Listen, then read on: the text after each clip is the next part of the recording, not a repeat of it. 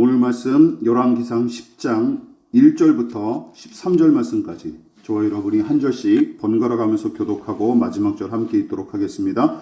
제가 먼저 봉독하겠습니다. 스바의 여왕이 여호와의 이름으로 말미암은 솔로몬의 명성을 듣고 와서 어려운 문제로 그를 시험하고자 하여 예루살렘에 이르니 수행하는 자가 심히 많고 향품과 심히 많은 금과 보석을 낙타에 실었더라.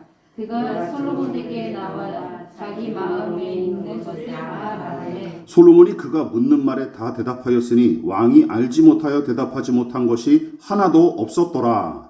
스바의 여왕이 솔로몬의 모든 지혜와 그 건축한 왕궁과 그 상의 식물과 그의 신하들의 좌석과 그의 시종들이 시립한 것과 그들의 관복과 술 관원들과 여호와의 성전에 올라가는 층계를 보고 크게 감동되어 왕에게 말하되 내가 내 나라에서 당신의 행위와 당신의 지혜에 대하여 들은 소문이 사실이로다. 내가 그 말들을 믿지 아니하였더니 이제 와서 친히 본즉 내게 말한 것은 절반도 못되니 당신의 지혜와 복이 내가 들은 소문보다 더하도다.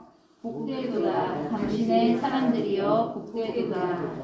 당신의 이 신하들이여 항상 당신 앞에 서서 당신의 지혜를 들음이로다. 당신의 하나님 여호와를 송축할지로다. 여호와께서 당신을 기뻐하사 이스라엘 왕 위에 올리셨고 여호와께서 영원히 이스라엘을 사랑하심으로 당신을 세워 왕으로 삼아 정의와 공의를 행하게 하셨도다 하고 아예 그가 금 120달란트와 심히 많은 향품과 보석을 왕에게 드렸으니 스바의 여왕이 솔로몬 왕에게 드린 것처럼 많은 향품이 다시 오지 아니하였더라. 오빌에서부터 금을 실어온 히람의 배들이 오빌에서 많은 백단목과 보석을 운반하여 오매 왕이 백단목으로 여호와의 성전과 왕궁의 난간을 만들고 또 노래하는 자를 위하여 수금과 나팔을 만들었으니 이 같은 백단목은 전에도 온 일이 없었고 오늘까지도 보지 못하였더라. 다 같이 솔로몬 왕이 왕의 규례대로 스바의 여왕에게 물건을 준 것 외에 또 그의 소원대로 구하는 것을 주니 이에 그가 그의 신하들과 함께 본국으로 돌아갔더라. 아멘.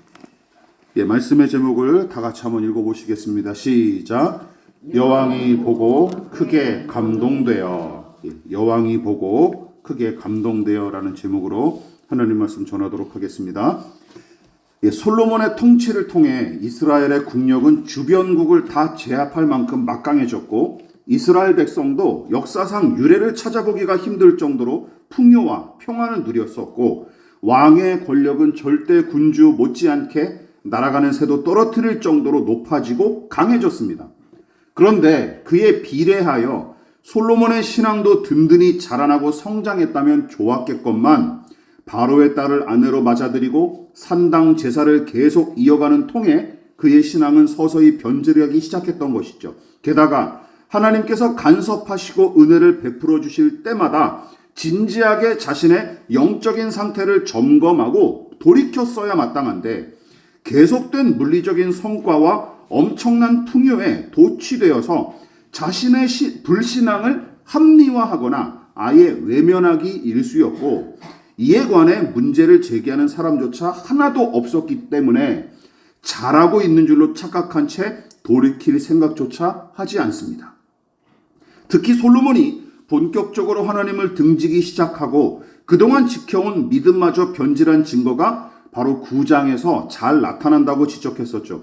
크게 두 가지 증거를 제시했습니다. 우선 9절까지 기록된 하나님의 임재와 계시는 솔로몬의 타락과 변질을 경고하기 위한 일이었던 것이고 일천번제와 성전 건축과 값비싼 성물 등을 내세우며 그는 의스댔지만 분명한 율법의 명령을 아예 염두에 두지도 않은 작태를 방관하실 수 없었고 제사나 성전 건축보다 순종이 더 중요하다는 사실을 하나님께서 재차 강조하기 위해서 경고하기 위해서 나타나 말씀하신 것이었죠. 그러나 겸손히 듣는 마음을 구했던 초창기에 듣는 마음을 구했던 그가 이제는 하나님의 준엄한 경고조차 무시해버립니다. 그뿐만이 아니죠. 그의 변질과 타락을 증명하는 또 다른 증거가 무엇이었습니까?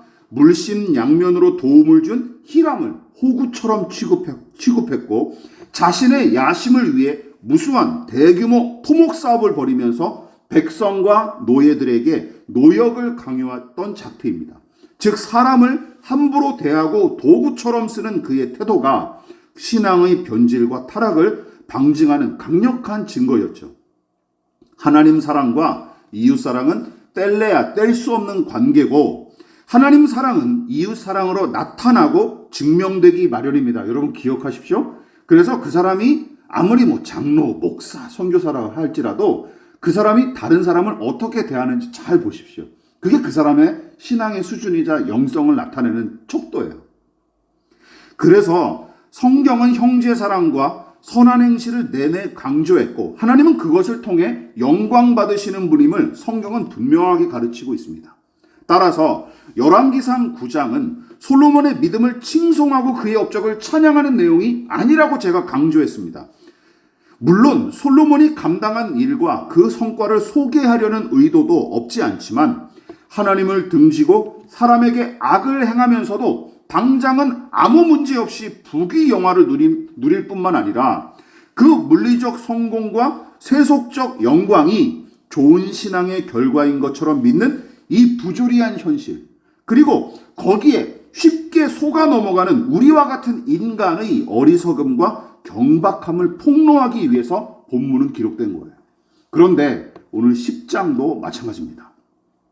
10장의 전반부인 1절부터 우리가 읽었던 13절까지 기록에는 솔로몬의 지혜와 그 업적을 직접 확인하기 위해서 무수한 수행원을 대동하고 이스라엘을 찾아온 누가 등장해요? 바로 스바의 여왕이라고 하는 사람이 등장하죠. 옛날에는 시바의 여왕이라고 그랬어요. 지금도 시바의 여왕이라고 많이 불리기도 하죠. 스바 혹은 또 시바가 어떤 나라인지는 의견이 분분한 까닭에 정확히는 알 수 없지만 예수께서 마태복음과 누가복음에서 이 사람을 가리켜서 남방의 여왕으로 부르셨던 까닭에 팔레스타인 남쪽의 아라비아나 예멘, 오늘날의 예멘 혹은 서아프리카 연안에 위치한 에티오피아의 여왕인 걸로 추측을 할 뿐입니다. 추측이에요, 추측. 게다가 스바의 여왕과 관련된 이야기는 소설이나 오페라 등의 작품에도 종종 쓰였던 터라 성경의 간략한 기록만으로 그녀의 정확한 이력과 배경을 알기란 불가능합니다. 그러니까 미지의 인물이에요, 미지의 인물. 그러므로 본문에 등장하는 이 스바의 여왕이 어떤 사람인지 추적하는 것은 별 의미가 없어요. 그것보다 성경이 그럼 왜 이 여자를 등장시켰냐라는 게 중요한 것이죠. 성경이 그녀의 이 등장을 통해 전달하려는 메시지가 무엇인지 오늘 우리는 파악할 필요가 있다는 것이죠. 자, 그렇다면 솔로몬의 명성과 그의 업적이 어느 때보다 두드러졌던 이 시기에 성경이 스바 여왕의 방문 이야기를 삽입한 이유가 무엇일까요? 그런데 여기서 분명하게 구분할 것이 있습니다. 스바 여왕이 이스라엘을 방문해서 솔로몬을 만난 이유와 목적이 따로 있고 성경이 그녀의 방문 이야기를 기록한 의도와 목적이 다르다라는 사실이죠. 자, 우선 이 스바의 여왕의 방문 목적은 본문에 정확하게 기록되어 있습니다. 1절은 그녀가 솔로몬의 명성을 듣고 그를 시험하기 위해서 몹시 어려운 문제를 준비해서 방문했다는데 그녀가 시험해보기 원했던 솔로몬의 명성이 무엇인지는 6절과 7절에 나타납니다. 제가 읽어볼게요. 왕께 말하되 내가 내 나라에서 당신의 행위와 당신의 지혜에 대하여 들은 소문이 사실이로다. 내가 그 말들을 믿지 아니하였더니 이제 와서 친히 본즉 내게 말한 것은 절반도 못되니 당신의 지혜와 복이 내가 들은 소문보다 더하도다. 여러분, 스바 여왕이 시험해 보기 원했던 것은 다름 아닌 솔로몬의 업적과 그의 지혜였고 7절은 그것을 가리켜서 뭐라고 표현한 거예요? 당신의 지혜와 복으로 표현한 것이죠. 즉 솔로몬의 지혜가 얼마나 탁월한지 또한 그가 감행한 성전과 왕궁 건축은 물론이고 그가 누린 부귀 영화의 복이 어떠한지 눈으로 직접 확인해 보고 싶었던 것이죠. 어떤 신학자는 한 나라의 여왕으로서 이스라엘과 경제적인 협력 관계를 이어가기 위해서 방문한 거로 해석하기도 하는데 뭐 일리는 있지만 이제 그런 정도의 해석도 있다라는 걸 제가 말씀드립니다. 어쨌든 솔로몬이 누린 부귀 영화와 함께 그것을 가능하게 한 그의 탁월한 지혜를 직접 확인하고 싶어서 이스라엘까지 찾아온 것이죠. 그래서 많은 설교자가, 그리고 여러분들이 혹시 성경을 가지고 해설 성경을 가지고 계시면 이 부분을 칭송한 주석이 대부분일 거예요. 여러분들의 성경 아래를 보시면 그 부분도 이 10장의 스바의 여왕의 방문을 굉장히 긍정적으로 바라본 해석이 대부분일 겁니다. 그래서 많은 설교자가 스바 여왕이 솔로몬의 지혜에 놀라고 그가 세운 건축물과 귀금속에 감탄에 맞이하는 이 이야기를 솔로몬의 큰 믿음과 위대한 업적을 증명하기 위해 성경이 동원했다고 해석을 하죠. 무엇보다 그녀가 솔로몬에게 이 엄청난 복락과 부귀를 허락하신 하나님을 찬양하는 내용이 9절에 기록됐기 때문에 바로 그렇게 해석하는데 더 힘을 실어주는 것 같아요. 같이 한번 읽어볼까요? 9절 시작. 당신의 하나님 여호와를 송축할지로다. 여호와께서 당신을 기뻐하사 이스라엘 왕위에 올리셨고 여호와께서 영원히 이스라엘을 사랑하심으로 당신을 세워 왕으로 삼아 정의와 공의를 행하게 하셨도다 하고, 어떤 이들은 이 구절을 비롯한 본문의 내용을 근거로 스바 여왕도 하나님을 믿었다고 주장을 하죠. 그런 설교도 있습니다. 제가 많이 찾아봤어요. 하지만 저의 생각은 완전히 다릅니다.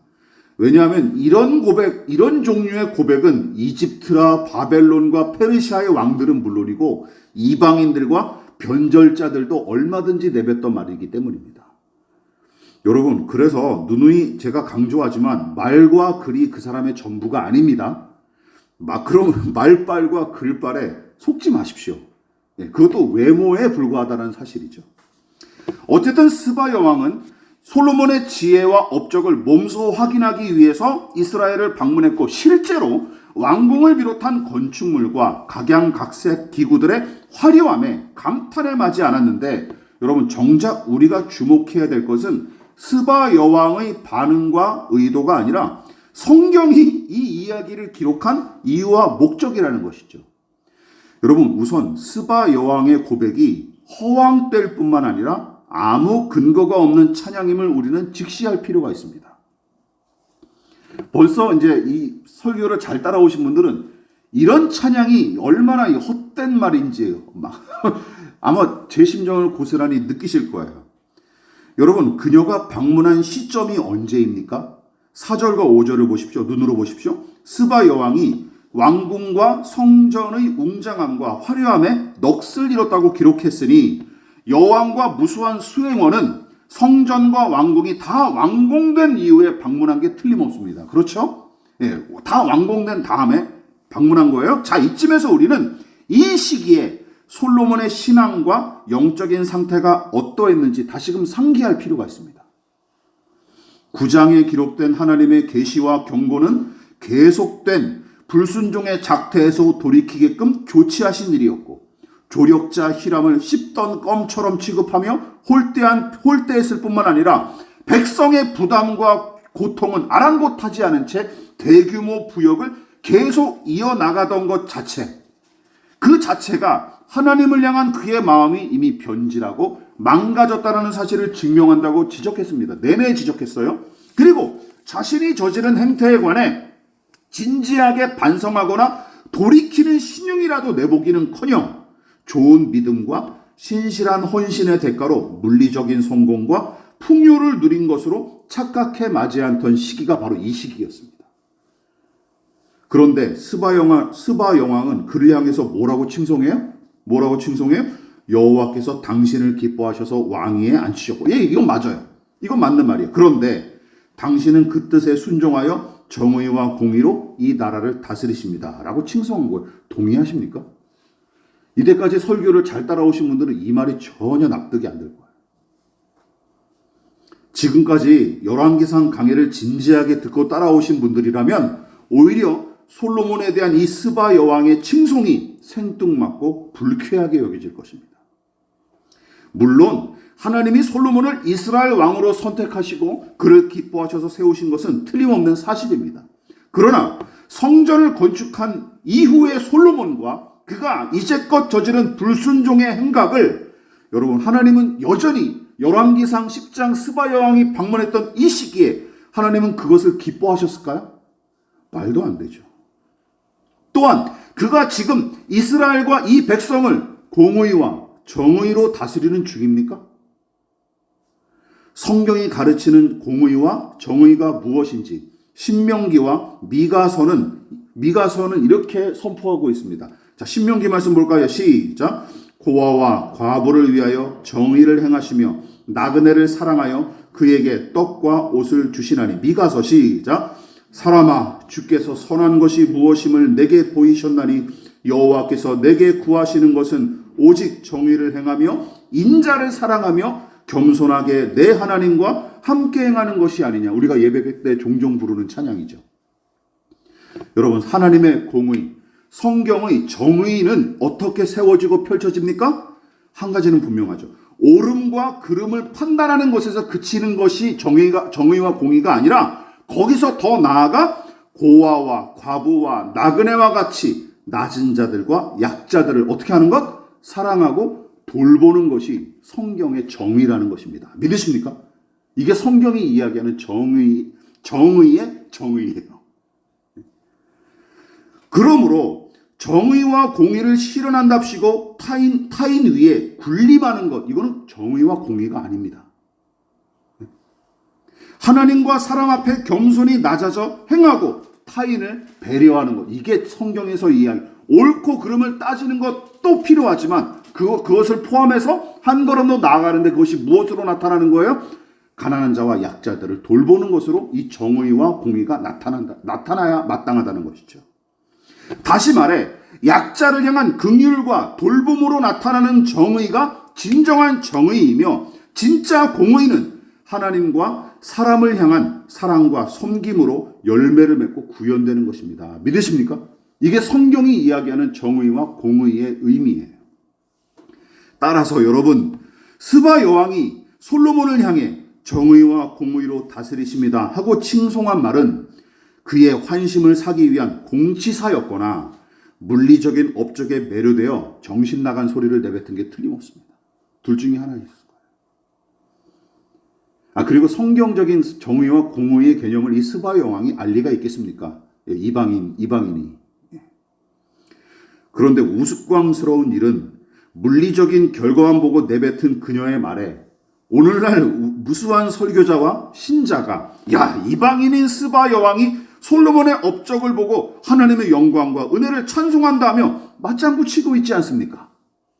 그렇지 않습니까?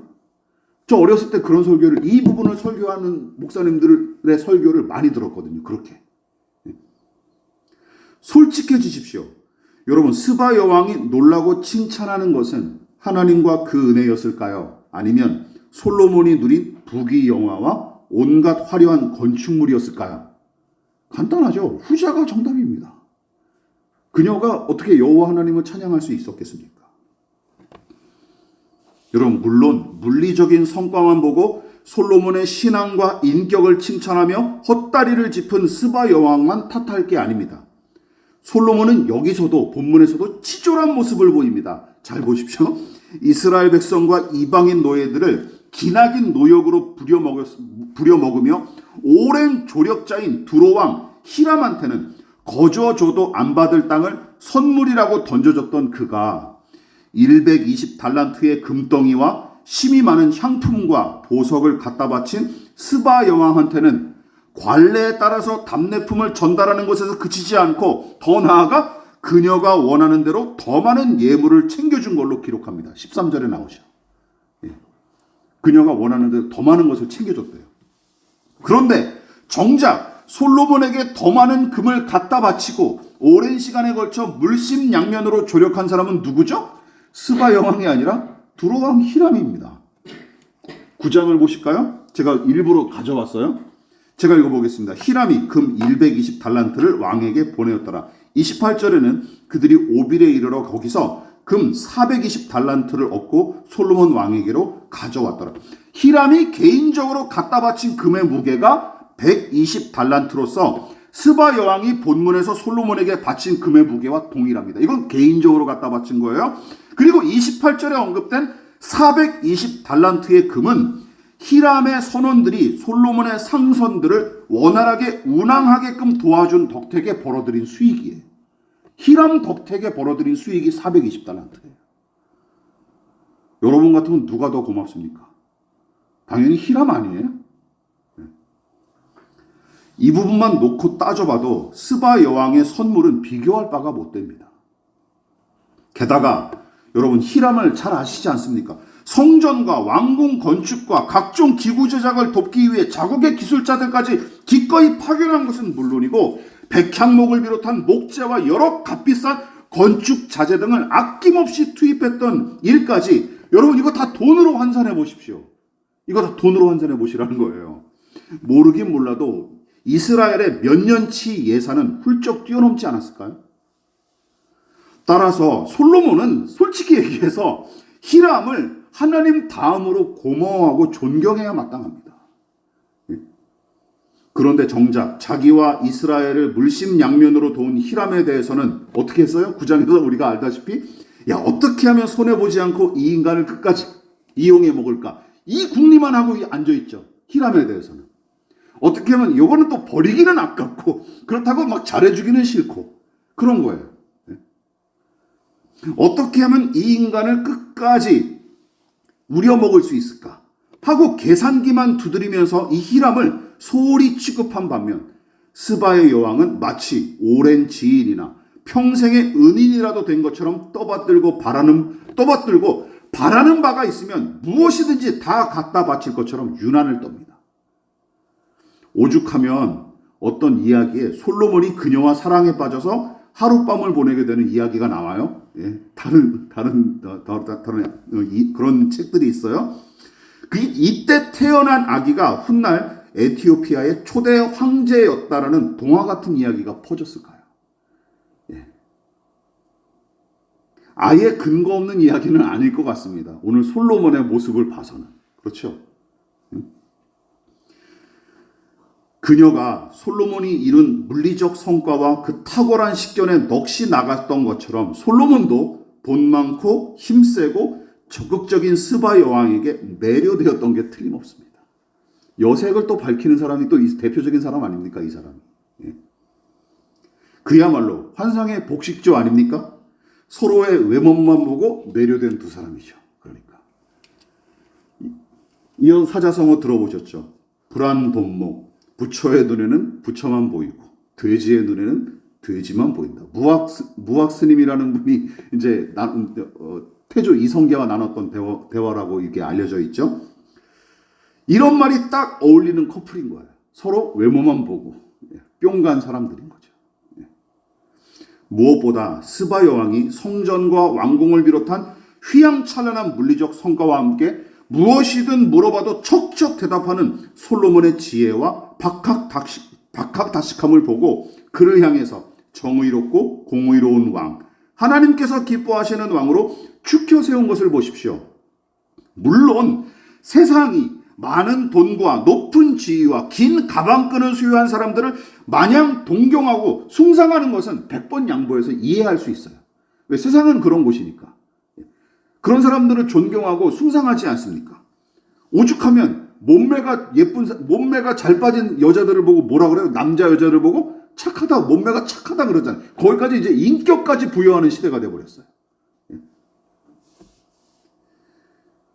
그 세상에서는 그런 관념이나 계산들이 통용될 수 있다는 이해할 수 있어요. 진짜 문제는 소위 예수의 이름을 은금보다 귀히 여긴다며 자처하는 교회와 신자들이죠. 이미 오래전부터 한국교회의 신자들은 거대한 예배당을 건축하고 무수한 교인을 모은 사역자를 향해 뭐라고 얘기했어요? 성령으로 충만하고 신령한 능력의 종, 하나님이 기뻐하시고 영성이 깊은 목자라고 축혀 세우기 일쑤였습니다.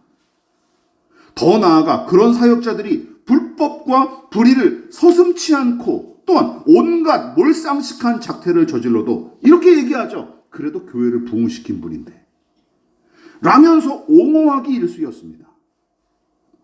그리고 지금도 많은 교회와 신자가 그 수준에서 더 한 발짝도 나아가지 못하는 탓에 여러분 요즘 상식을 가진 사람들은 의례 교회에 대한 기대를 아예 포기하거나 아니면 더 심하면 떠나는 것이죠. 야, 여기는 있을 곳이 못 되는구나 라고. 요즘 교회가 부흥되는 곳이 없습니다. 성장하는 곳이 없어요. 왜? 상식을 가진 사람이 인터넷 댓글 보십니까? 야, 아직도 상식을 가진 사람이 교회를 다니냐? 이게 베스트 댓글이에요.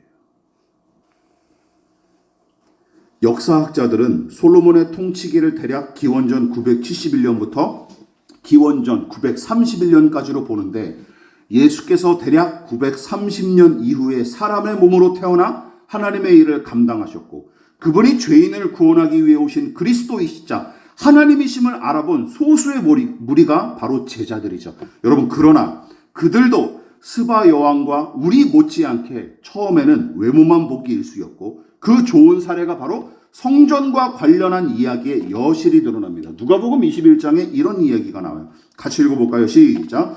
어떤 사람들이 성전을 가리켜 그 아름다운 돌과 헌물로 꾸민 것을 말하며 예수께서 이르시되 너희 보는 이것들이 날이 이르면 돌 하나도 돌 위에 남지 않고 다 무너뜨려지리라.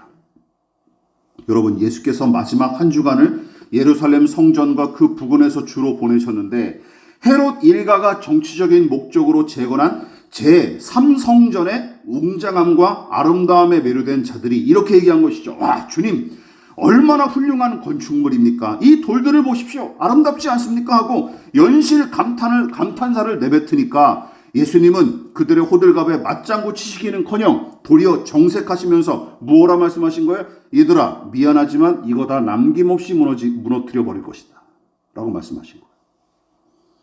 살벌하게 말씀하시고 맙니다. 마태와 마가의 복음서는 어떤 사람들이 바로 제자였다고 기록합니다.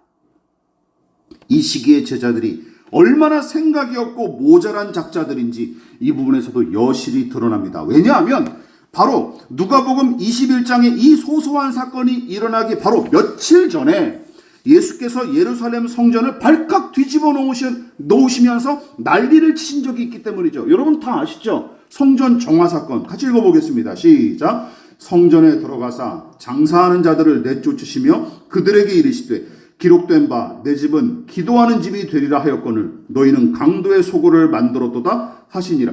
거룩하신 하나님께 제사를 지내고 은혜를 바라며 기도해야 될 이 공간이 이제는 종교 지도자들과 장사치들의 장터로 시장터로 변질해버린 그 꼬락서니를 도무지 용납하실 수 없었던 예수님은 급기야 사복음서를 통틀어 가장 과격한 모습으로 장사에 쓰는 물건을 부서뜨리시고 장사치들을 내쫓으시죠.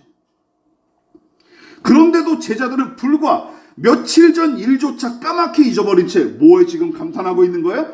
이 성전의 외양에 감탄하고 있는 거예요. 웃기지 않습니까? 관광객처럼 지금 이 성전을 구경이나 하고 앉아있는 거예요. 그러나 예수님은 이 사건이 일어나기도 전에 이미 타락한 예루살렘과 변질한 성전을 슬프게 바라보시면서 뭐 하셨어요? 같이 읽어보겠습니다. 시작. 가까이 오사 성을 보시고 우시며. 우셨어요. 이 성을 보시고. 제자들이 얼마나 멍청하고 이 공감 능력이 떨어지는 인간들인지 아시겠죠? 예?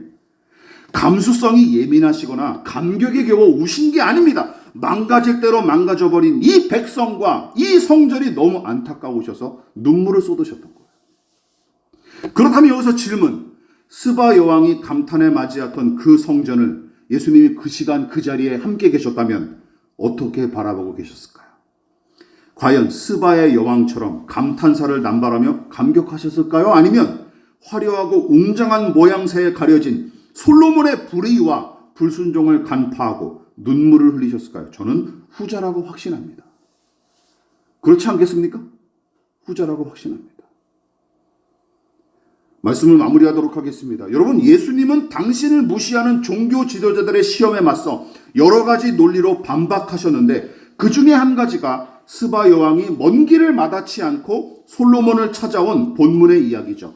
마태복음 12장 마지막으로 읽어보겠습니다. 시작. 심판 때에 남방 여왕이 일어나 이 세대 사람을 정죄하리니 이는 그가 솔로몬의 지혜로운 말을 들으려고 땅 끝에서 왔음이거니와 솔로몬보다 더 큰 이가 여기 있느니라. 여러분, 남쪽 나라의 이 스바 여왕이 솔로몬의 지혜로운 말을 듣기 위해서 이스라엘까지 찾아왔는데, 예수님은 솔로몬보다 더 큰 권세와 지혜를 가지고 오셨는데도 당시 종교 지도자들을 비롯한 이스라엘 백성은 오히려 주님을 무시했을 뿐만 아니라 틈만 나면 물어뜯고 해코지하기 위해서 덤벼들기 일쑤였습니다.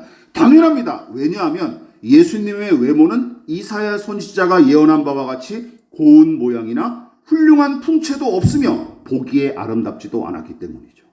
목수의 아들 아닙니까?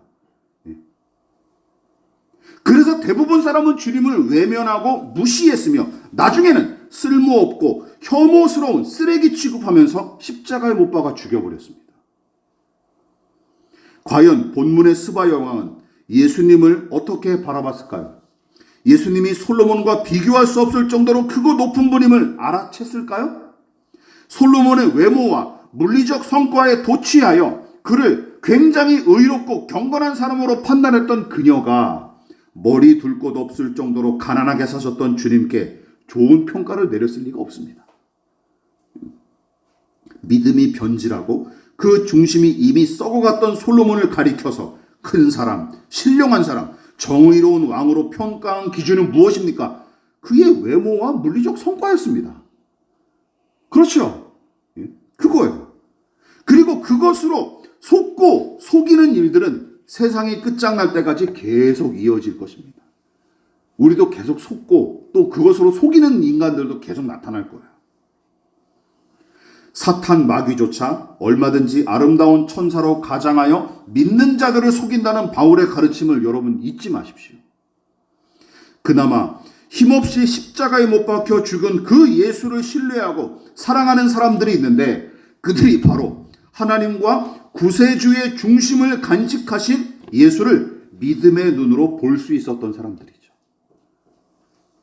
여러분, 이 믿음이 우리에게 있는지 돌아보십시다. 그리고 외모가 아닌 중심을 볼 수 있는 믿음의 눈을 가지고 살아가는 저와 여러분 되시기를 진심으로 부탁을 드리겠습니다. 예, 우리 기도하겠습니다. 지금은 우리를 위하여 십자가에 몸버려 피 흘려 돌아가신 예수 그리스도의 한량없으신 은혜와 하나님 아버지의 지극하신 사랑하심과 성령 하나님의 영원한 사귐이 외모가 아닌 중심을 바라보시는 하나님처럼 우리가 이 세상과 사람을 믿음의 눈으로 바라보고자 겸손히 머리 숙인 사랑하는 성도들의 머리머리 위에 저들의 가정과 직장과 사업장과 학업과 장래 가운데 이 나라의 민족과 한국교회와 저 북녘의 동포들과 세계와 열방 가운데 지금부터 영원히 함께 하시기를 간절히 축원하옵나이다. 아멘.